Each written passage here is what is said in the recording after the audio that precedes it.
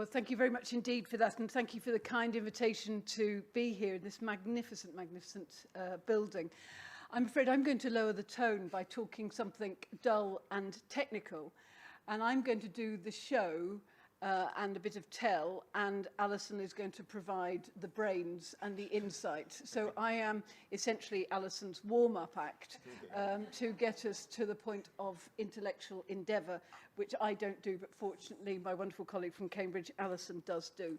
So I'm going to be talking about what is the marvel that is retained EU law, and she's going to say how it's going to be reversed.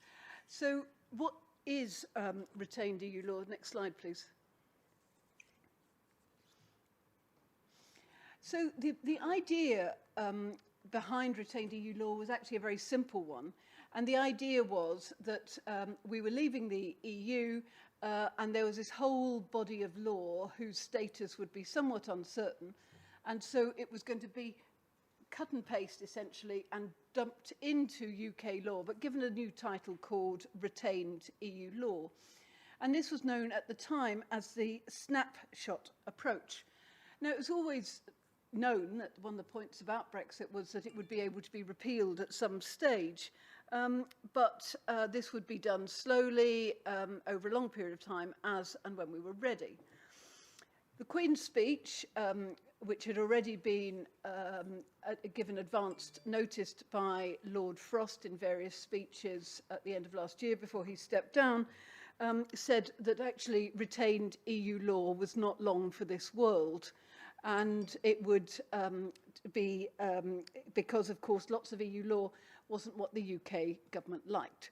And in the Queen's speech earlier this week, it was described, retained EU law and its manifestation in the 2018 Act, that's the EU Withdrawal Act, was described as a bridging measure, which when we left the EU to ensure short-term legal stability, but in the knowledge that much of it was not right for the UK in the longer term. So we know that it is going to meet its maker in some form.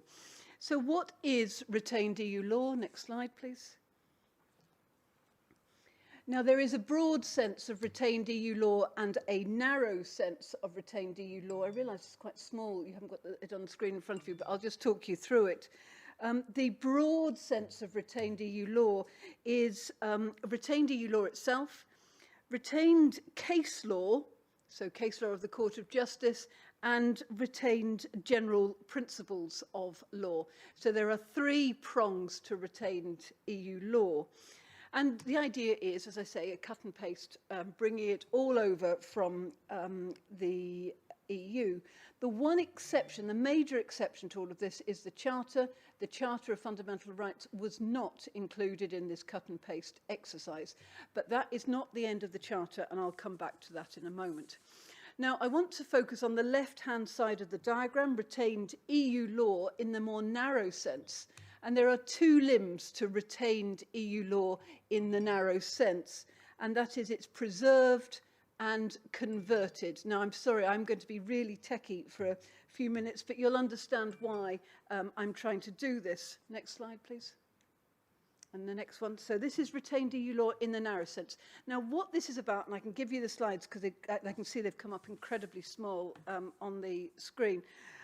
What this is about is, first of all, in terms of preserved, that's the stuff on the left, the preserved EU law is that EU law which had been implemented in the UK using what are called Section 2.2 powers. Section 2.2 powers are the powers under the European Communities Act, and the European Communities Act contained this Section 2.2, which was like a grand Henry VIII clause, which enabled the UK to implement directives quickly via statutory instruments. So a good example would be the Working Time Directive, implemented using Section 2.2 powers as the Working Time Directive, as the Working Time Regulations. Now, those Section 2.2 powers were in the European Communities Act, and the European Communities Act was turned off. And so once the empowering measure, the Enabling Act, was turned off, therefore everything else under it would fall as well. And so the significant thing about the 2018 Act was it preserved all of that legislation, like working time regulations in the UK. it also did a belt and braces job, and it also preserved secondary legislation, statutory instruments adopted under other measures like the Health and Safety at Work Act to give effect to all of the Framework Directive health and safety legislation, of which there was a great deal. All of that was protected as well, and also for good measure, any other legislation like the Equality Act. There was a concern at the time that clever lawyers would say, look, Equality Act 2010, implementing loads and loads of EU directives, because we've left the EU, the Equality Act is no longer good law either. To stop those, in my view, silly arguments, that was also preserved. So Section 2 of the 2018 Act preserved that. So that was all preserved law hanging on to what had already been implemented. And then on the right-hand side, you've got what's called converted legislation. And converted legislation is stuff like EU regulations. EU regulations like the Passenger Rights Regulation, and those EU regulations were automatically part of domestic law. They could not be implemented in the UK. And of course, once we left the EU, because those regulations came about indirectly via the European Communities Act, those also needed to be converted and given a solid legal footing in UK law. And so that's what Section 3 of the Act did. And it also converted a bunch of other things. For those of you who know about EU law, you've got regulations, but you might also have delegated or implementing acts, so under the regulations. They were all converted to as tertiary legislation. And then perhaps most interesting of all were the directly effective rights. Now, this is primarily about treaty provisions, so treaty provisions like Article 157, now, which is on equal pay for men and women, that has also been protected. Now, as you know, there are dozens and dozens of treaty provisions, but in fact, although it looks at first sight that there's loads of treaty provisions that have been protected, in fact, most of them have been turned off. There are very few left over. What's more interesting, next slide please, is what has happened to unimplemented or incorrectly implemented directives. There is a very cryptic provision that nobody quite knows what it means, which deals with unimplemented or incorrectly implemented directives. So this is a directive on, pick your favourite subject, on the preservation of animals in zoos. And if this directive hadn't been properly implemented in the UK, what happens to that directive?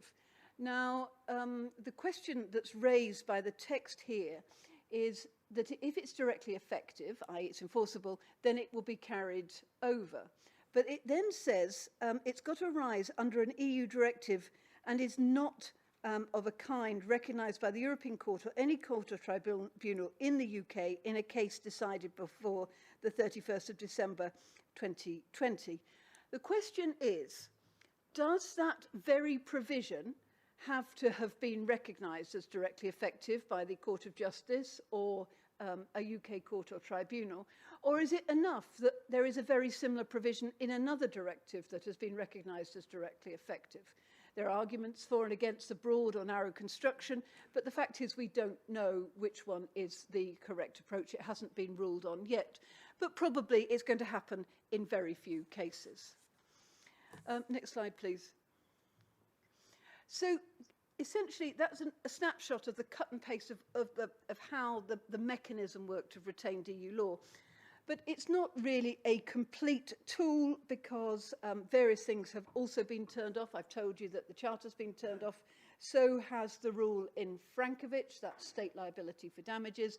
Very odd the way it's been drafted in the legislation, because Frankovich is essentially a redundant case. It was a stepping stone case to establish a broader principle in brasserie du péché and factortame. So it's a bit puzzling why the legislation says the rule in Frankovich has been turned off. And it's not clear precisely what has been turned off. And again, there's been no litigation on that. Next slide, please. So we've talked about retained EU law and the cut and paste. Retained case law. And again, retained case law, there are two elements to that. Next slide, please. And as far as retained case law, and again, I apologise, this is so small, the retained case law is both retained EU case law, but also retained case law of the British courts, the UK courts and tribunal. And both of those have been retained and carried over. Now, the interesting question, next slide, please, is what happens to the previous case law and the post-Brexit case law. So, as far as post-Brexit case law, so that's case law of the Court of Justice after the 31st of December 2020, what has happened to that? In essence, we're told that the UK courts, and I put GB in brackets, I'm going to say something about Northern Ireland at the end, the UK courts are not bound by any decisions of the Court of Justice, and of course they can no longer make references to the ECJ, but British courts may continue to have regard to decisions of the Court of Justice, which seems a pretty sensible compromise given where we're at and given the level of current alignment with EU law. But note it is different under the protocol. In areas covered by the protocol, then there is a doctrine of precedent. As far as, next slide please, as far as the pre-Brexit case law is concerned, then this is slightly more tricky, but in essence, with the pre-Brexit case law, it will continue to have the same precedential value as decisions of the Supreme Court. And so it takes a decision of the Supreme Court to reverse that, or indeed now, because of the amendment, decisions of the Court of Appeal. The interesting question is whether the High Court and other courts will be given powers to reverse decisions of the Court of Justice. And there is also a further caveat in there that any questions as to the validity, meaning or effect of retained law is to be decided so far as that law is unmodified.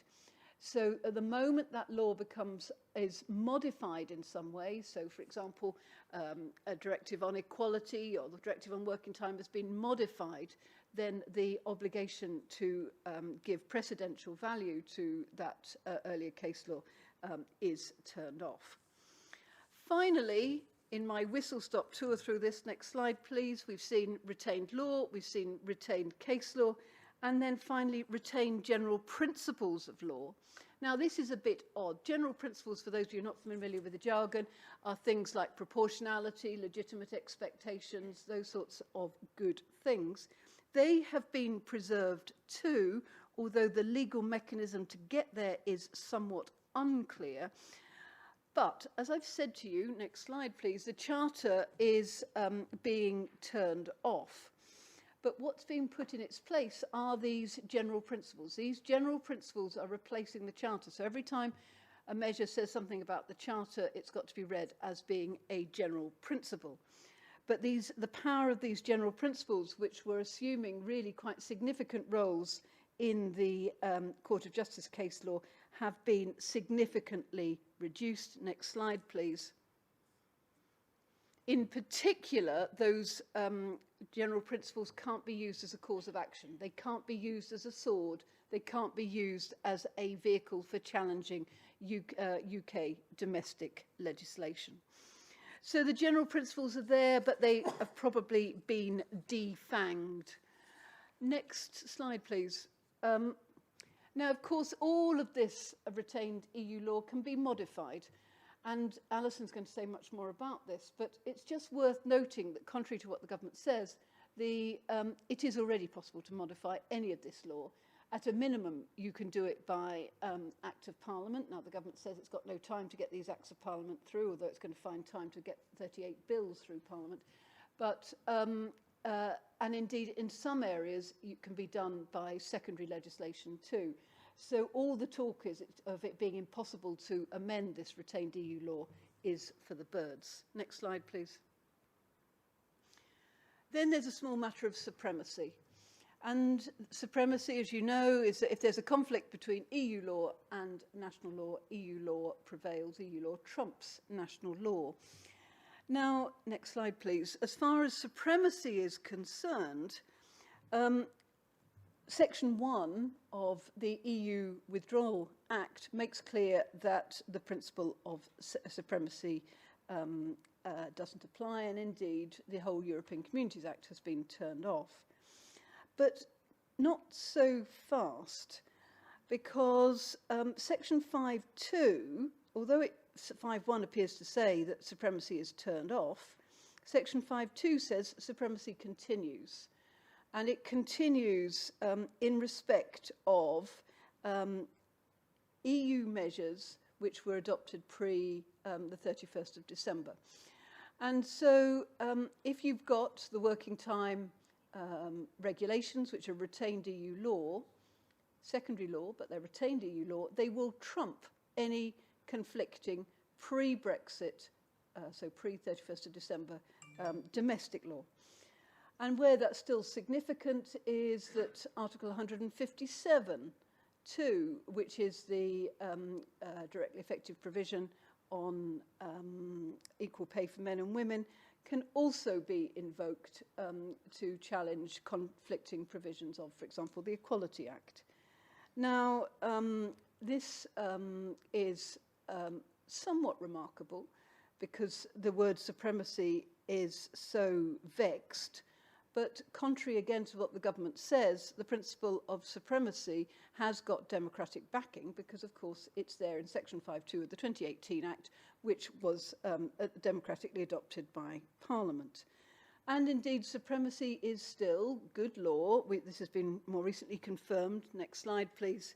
In the Lipton case, Lipton confirms the importance of supremacy, and you can see that concerned the Passenger Rights Directive. Now, it's a directive when Ryanair leaves you stranded in some obscure place for a number of hours, and you should be getting compensation for that.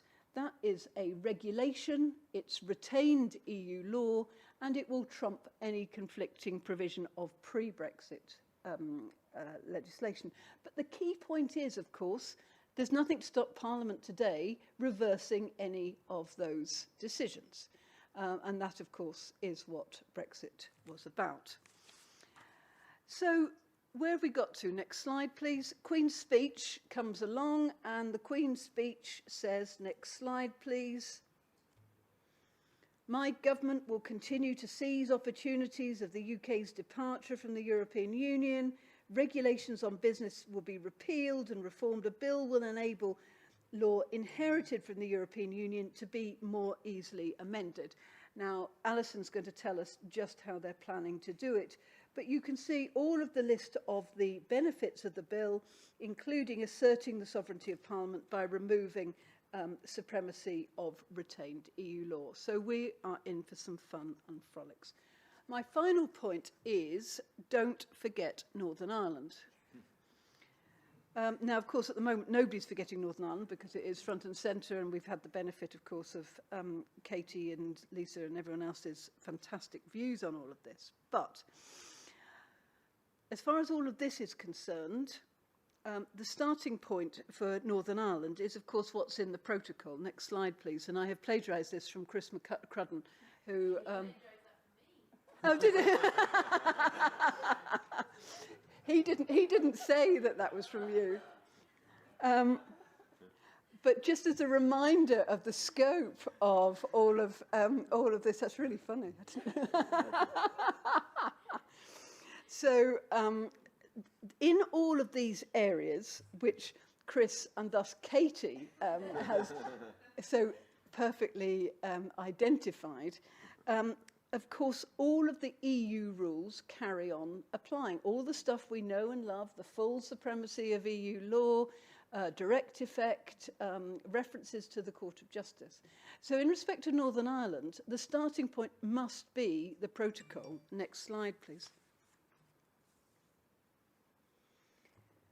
And it is also worth remembering, of course, in the 2018 Act, which was amended by the 2020 Act to give effect to the withdrawal agreement, you've got key provisions like Section 8C, which is the equivalent of the old Section 2.2 for Northern Ireland. In other words, it gives ministers the power to keep updating legislation which applies to Northern Ireland as part of the commitment to dynamic alignment in the areas covered by the protocol.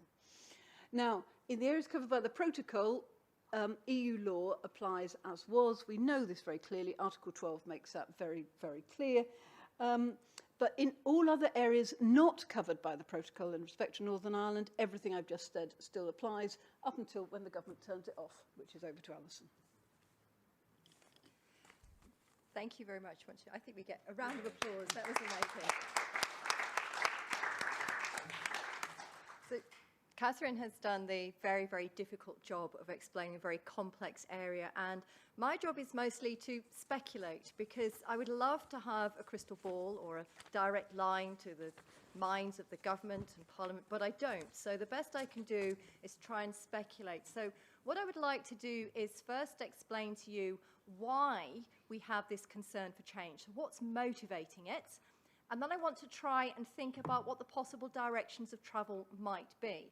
And this is either from looking at evidence that was given to the EU Scrutiny Committee, which is currently looking at this issue, or from sort of thinking myself about other possibilities. And I just want to try and speculate about them. And as I go, I want to give some kind of assessment, both as to the directions of travel and the feasibility of some of these possible directions of future travel. So why do we need to change? Well, the Queen's speech has given us two main reasons. Reason number one, we need to make sure UK law reflects the fact that we are no longer in the European Union and we are now looking at post-Brexit rather than EU membership. And so the concern here is that all of retained EU law was made by Europe. And so because it was made by Europe, this means it has an EU-centred policy objective as opposed to a UK-centred policy objective. And you can't necessarily assume that the UK, when it was part of the EU, agreed to every single EU law. So there's a policy change we need to think about. Second, and this is the more controversial point, democracy argument. So the argument is retained EU law was made by EU institutions, which means it wasn't made by the UK Parliament, which means it's not democratic. Now, you might think that doesn't follow, and I think you would probably be right. But what democratic means in this sense is it isn't democratic in the same way as UK law is democratic, because it wasn't enacted by the UK Parliament. So it's not really a democracy argument. It's getting back to this idea of taking back control. We didn't have control then, now we do, and so now we have to think about changing these rules. So I'm sceptical of some of these reasons for change, and this is why. I think first the reason why I'm sceptical of some of these reasons is when we look at what we actually have when we think about retained EU law. So as Catherine was explaining, a lot of these directly effective provisions have been switched off. And when we were discussing what you mean by EU law and talking through Brexit, we were talking about different types of rights. So there were things like reciprocal rights, rights that the UK could do, equal pay, working time regulations, club rights, the rights that we get because we're part of the EU. So able to vote in the European Parliament, having members of the European Parliament, having members of the European Commission. So I've got them wrong. Reciprocal rights are the ones that you have for free trade. This shows you how tired I am. And the rights that the UK can replicate were the things like equal pay, working time. The reciprocal rights are free movements. What's happened to the reciprocal rights? We've renegotiated them. So we've either got them in the withdrawal agreement or the future trade agreement to do with how we have UK citizens in the EU, EU citizens in the UK. They've all been renegotiated in those agreements. Trade has been renegotiated, so we no longer have free movement. We have trade through the TCA, the Trade and Cooperation Agreement. Club rights have gone for obvious reason. We're no longer part of the EU club. So we only have the rights that the UK can replicate. So the bit that's left is mostly the things where we were thinking about policy choices anyway and can have these policy choices. So I don't think it necessarily follows that it's all retained EU law doesn't fit UK policies. The same when we look at the aspects of the ins and outs of measures enacted by EU institutions. I don't think they're necessarily anti-democratic just because they were made by the EU. There are democratic lawmaking processes within the European Union. And of course, the UK may well have had a choice. It will have implemented some of these directives, either through delegated legislation or primary legislation, when the UK would have decided democratically how to go and implement these particular measures. So again, I don't think it necessarily follows that all these policies are not UK policies, and of course we have to account for the fact that some EU law may actually have been instigated by the UK. The UK might have wanted a particular objective and may well have helped negotiate to get that through the EU. So it doesn't follow that all retained EU law is something that the UK wouldn't have chosen given free rein. So I think that pushes to what we call a sector-specific approach. Think about each sector. Don't just generally say all the policies are wrong, so therefore we have to switch policies generally. And the same is true when we look at the aspect from democracy. So when we think about it from a democratic perspective, as we said, the EU institutions had democracy built in there. We had UK MEPs, we had UK members of the Commission when we were part of the European Union. So there would have been democratic input. And I think sometimes when you talk to people, they think all EU law was made by EU bureaucrats. And I would like to send them to EU Law 101, how you make laws in the European Union, so they could understand that that isn't necessarily the case. And also think about how far some of these measures would have been sent to national parliaments, including the UK Parliament, including the scrutiny committees, particularly in the House of Lords, that used to give very detailed scrutiny of these provisions that were often then shared across the European Union. So again, I think we need to think very carefully about just saying it's all anti-democratic and face up to the fact that this is a choice. And again, think about it in a sector-specific ways of the different policies. So my big concern are these general assumptions are driving change when what we actually might need is a more careful sector-specific approach. So let's have a look at these directions of travel in more detail. So we are told that we need to enable retained EU law to be changed more quickly rather than taking, quote unquote, decades through the UK Parliament. So how are we going to do that? What else do we need to do? Oh, we need to remove the supremacy of retained EU law because obviously supremacy is an EU concept no longer suited to the UK. We also need to clarify the status of retained EU law. What does that mean? Does it be interpreted differently? What does EU case law mean? Where are we going with this? All in all, we need to ensure retained EU law fits the needs of the progressive UK and can switch policy objectives. So I want to think about the first three. How do we enable these to be changed more quickly? How do we remove the supremacy of retained EU law? And what do we mean by clarifying the status of retained EU law? And this is where I'm going to have to start, speculating. Is that better? Yeah. So my first question is easier than what? So we have to make it easier, but how easy is it to currently change EU law, retained EU law? You just need to pass an Act of Parliament. Any future legislation will automatically override retained EU law. And you can do this. You need primary legislation to overturn EU law that was implemented into the UK through an Act of Parliament. And you need primary legislation to overturn EU laws that automatically became part of UK law, so things like regulations, if they are principal direct EU legislation, so enacted democratically through the ordinary lawmaking procedure, you'll need an Act of Parliament. Or do you? You can also use delegated legislation if you have a Henry VIII clause that empowers you to use delegated legislation to overturn primary legislation. And you can also use delegated legislation for minor direct EU legislation, so those provisions that were implemented by the EU directly but might have been made by the Commission acting alone or the Council acting alone, and any EU directives that were implemented by delegated legislation. You can use delegated legislation there as well. So it's not that difficult to overturn the law as it is. So why do we need to make it easier, and how can we do so? Well, the concern seems to be we're not moving quickly enough. So we need to do something more drastic. So what more drastic things might we do? Well, there are various possible suggestions that I've said either come from me speculating or looking at evidence submitted to the EU Scrutiny Committee that is looking at this point. Number one, we can sunset clause retained EU law. What?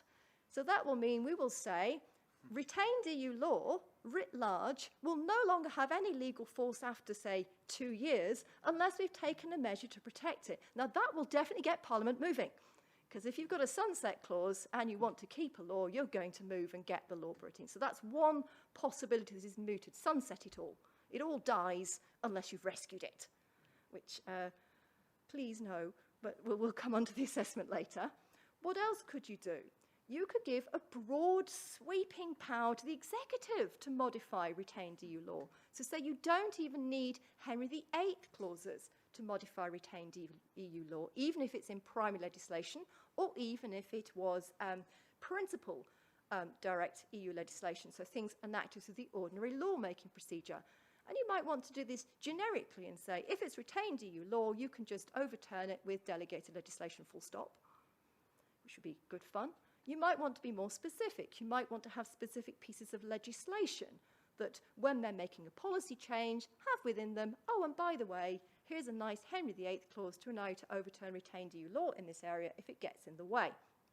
Now, my concern about this is how else would it be, how would it be triggered? Because we've got examples of this from the European Union Withdrawal Act 2018, and they use the wonderful word to use delegated legislation to remedy deficiencies in retained EU law when it was appropriate. So not only might you have broad powers, it might be that this can be triggered easily by it being appropriate to overturn this rather than necessary, or there's an interesting policy choice. And we also have to think very carefully, if we're going to give these broad sweeping powers to the executive, how will Parliament scrutinise this? Will this need to be affirmative resolution, because it's like a Henry VIII clause, or could it be just negative? Will we need another replicated sifting committee, so a parliamentary committee that will say, well, I know you can normally use a negative resolution, so that all that happens there is the Parliament has a chance to vote against it. They never do, I think, since 1978. Or you can have affirmative, where Parliament has to vote in favour of it in order to bring delegated legislation into force. And you might have a committee that says, let's default to negative, but if it's an important policy choice, it has to go to affirmative. So will they combine all these different things that we found in the 2018 Act? I don't know, but these are possibilities that have been put out there, and this is an earlier model. Why am I not particularly happy? What's my assessment of this? I'm not sure it's really needed, because you can do it quite easily anyway. You also have a broad tendency in UK law to include Henry VIII clauses. So we have these wonderful residual powers that you tend to find in primary legislation that will say, if a minister needs a power to achieve the objectives of the legislation, and we haven't specifically given it to you, here's the clause giving it to you now to enact delegated legislation to achieve the purposes of this legislation. Oh, and by the way, it's a Henry VIII clause, and if you need to modify, amend, or repeal primary legislation, you can. And this has almost become a default. So there's plenty of pieces of legislation that have these Henry VIII clauses, and as Catherine has written on the UK in a Changing Europe blog, there are also examples of specific ones sneaking in to bills that have just been coming through Parliament into new acts, where they say, oh, and the Henry VIII clause includes a power to overturn principal direct EU legislation. So it's already being tied in to have this power in specific bills as they come through. So do we really need to go any further? And those of you who know how the UK Parliament works, Standing Order number 14 makes it very easy for the government to take charge of the legislative timetable and push legislation through quite quickly. So if it really wants to do this, it's not that there's all that many hurdles in the way to be able to propose these pieces of legislation in specific areas. My concerns, if you go to these broader powers, will be legal certainty. I really don't think we should have a cliff edge and sunset clause, because we might miss things. And then what do we do? And that could be very problematic. I think it's a dangerous way to go, because it can be very, very hard, because a lot of domestic law has aspects of retained EU law in it without you realising it. So things like the Equality Act, where some of it implements EU obligations, some of it does not. How do you untangle those if you have a sunset clause? So I think it'd be very, very impractical to do this and not have problems with legal certainty. I'm concerned about separation of powers issues, because there'll be very broad powers that could be given to the executive. and I'm concerned about democracy issues. Will you really have sufficient parliamentary scrutiny over these measures if we go down delegated legislation? So there could be concerns that you might be bringing back control, but are you really giving it back to Parliament or just the governments? I think we need to think very, very carefully about how we go down this route to make things easier to amend. So what about this second direction of travel? We need to remove the supremacy of EU law because this is EU. Now, I understand, I think a lot of us thought, wouldn't it have been better just to have said primacy, or this is a conflicts clause and this is how we deal with it, but we are where we are. What suggestions have we been given? Well, when we're thinking about conflicts, we normally think either in terms of time or in terms of hierarchy.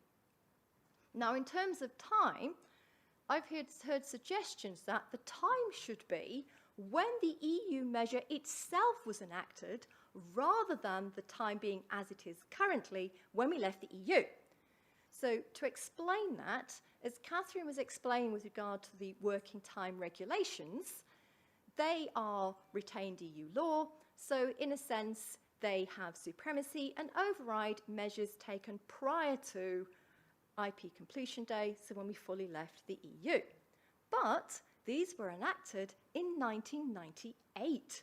So if you take this different time suggestion, then measures enacted prior to 1998 will be overturned by the working time implementation measures, but not those afterwards.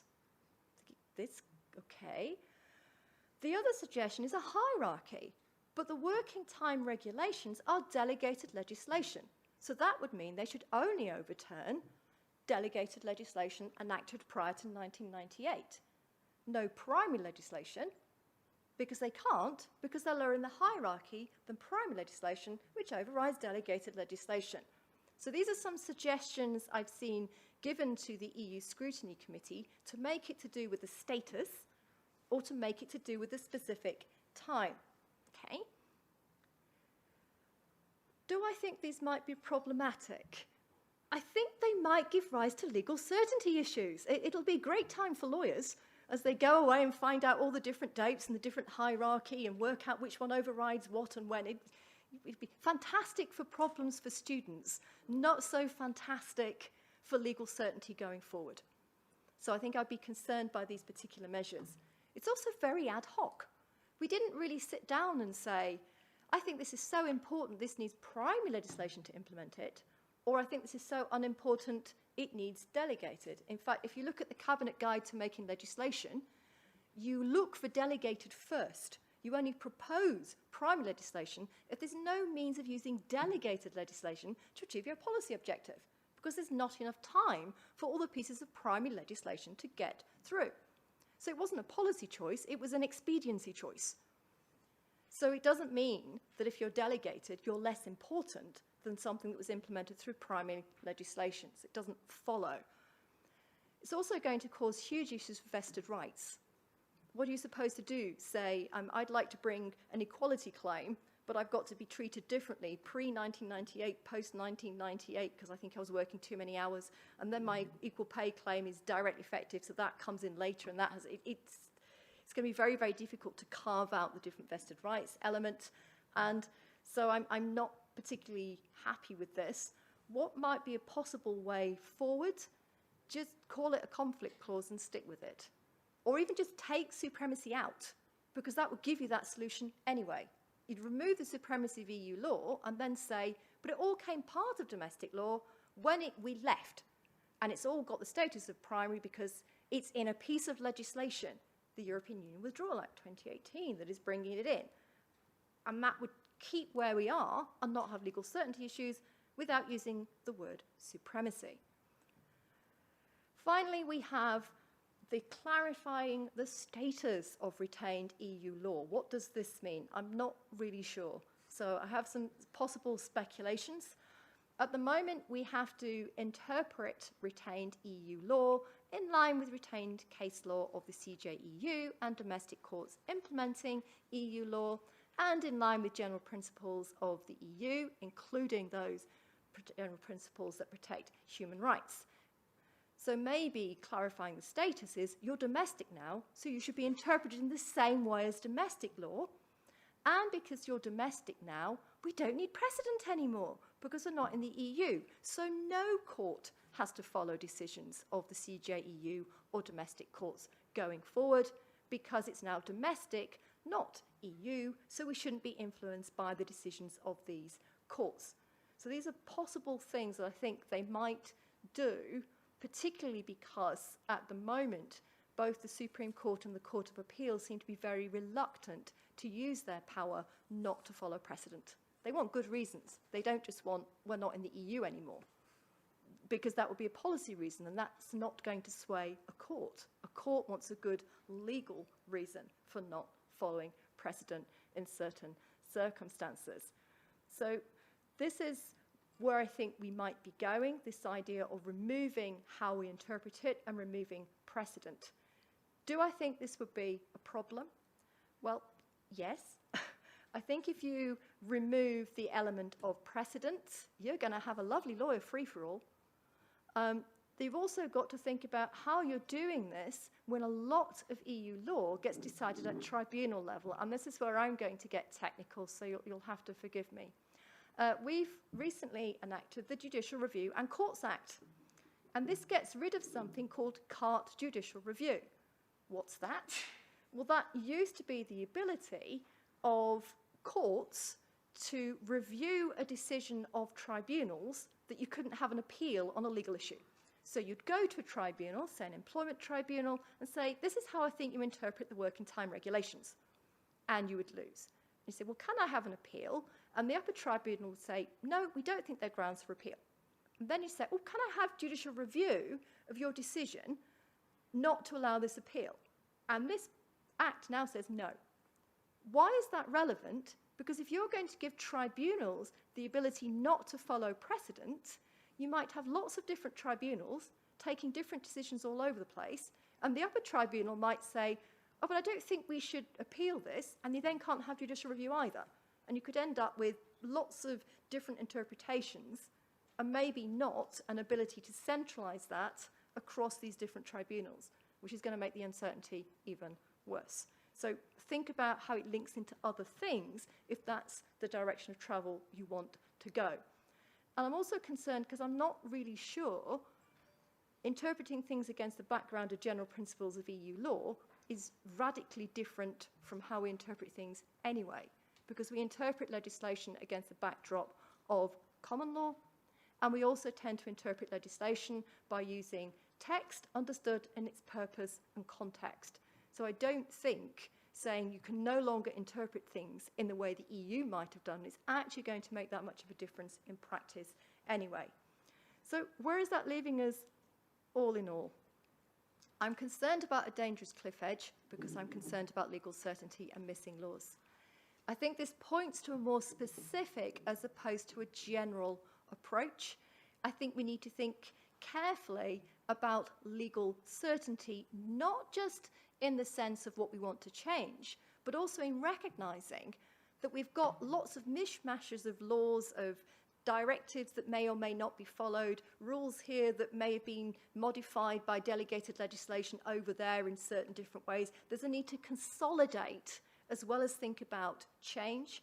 And I think if we are going to take Parliament and democracy seriously, we need to think carefully about how much of an impact Parliament has on this going forward.